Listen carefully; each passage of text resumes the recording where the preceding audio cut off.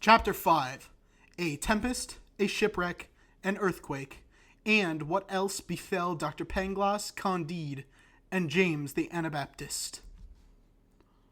One half of the passengers, weakened and half dead with the inconceivable anguish which the rolling of a vessel at sea occasions to the nerves and all the humors of the body, tossed about in opposite directions, were lost to all sense of the danger that surrounded them. The other made loud outcries or betook themselves to their prayers. The sails were blown into shivers, and the masts were brought by the board. The vessel leaked. Every one was busily employed, but nobody could be either heard or obeyed. The Anabaptist, being upon deck, lent a helping hand as well as the rest, when a brutish sailor gave him a blow and laid him speechless. But, with the violence of the blow, the tar himself tumbled head foremost overboard, and fell upon a piece of the broken mast, which he immediately grasped.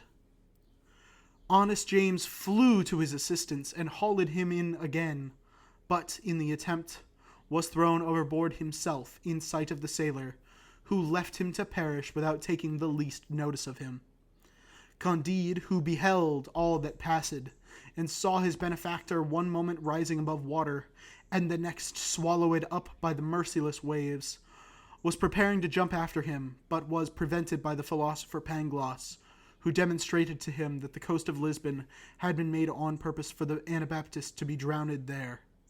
While he was proving his arguments a priori, the ship foundered, and the whole crew perished, except Pangloss, Candide, and the brute of a sailor, who had been the means of drowning the good Anabaptist.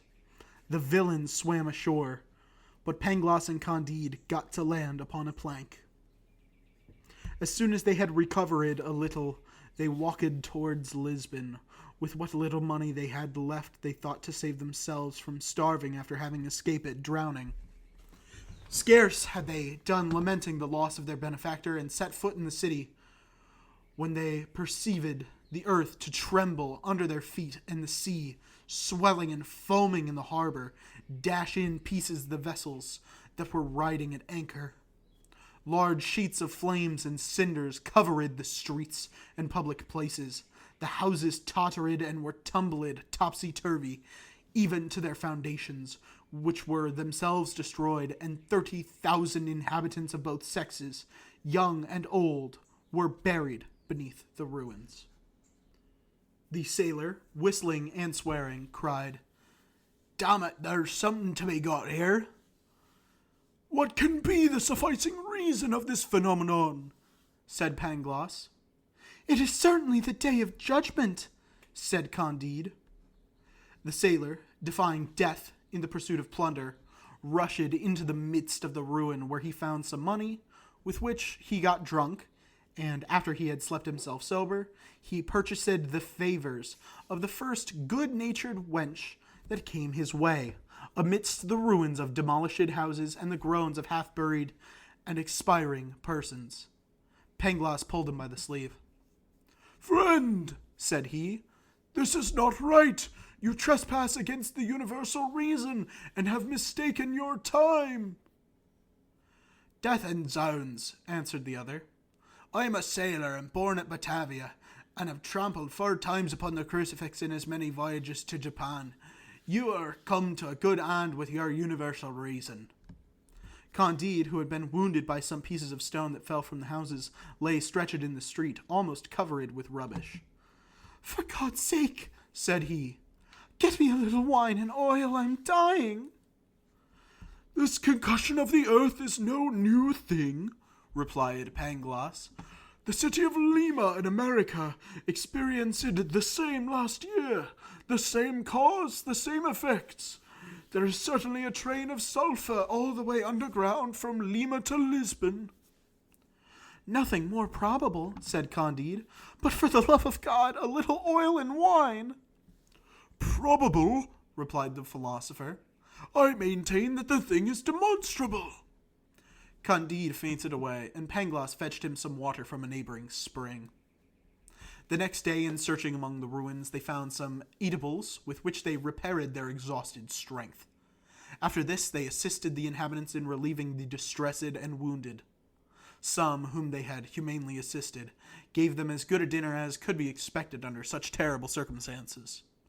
The repast indeed was mournful, and the company moistened their bread with their tears, but Pangloss endeavored to comfort them under this affliction by affirming that things could not be otherwise than they were. "For," said he, "all this is for the very best end. For if there is a volcano at Lisbon, it could be on no other spot, for it is impossible for things to not be as they are, for everything is for the best." By his side sat a little black man dressed in black, who was one of the familiars of the Inquisition. This person, taking him up with great politeness, said, "Possibly, my good sir, you do not believe in original sin, for if everything is best, there could have been no such thing as the fall or punishment of man." "I humbly ask your excellency's pardon," answered Pangloss, still more politely, "for the fall of man and the curse consequent thereupon necessarily entered into the system of the best of worlds." "That is as much to say, sir," rejoined the familiar, "you do not believe in free will." "Your excellency will be so good as to excuse me," said Pangloss.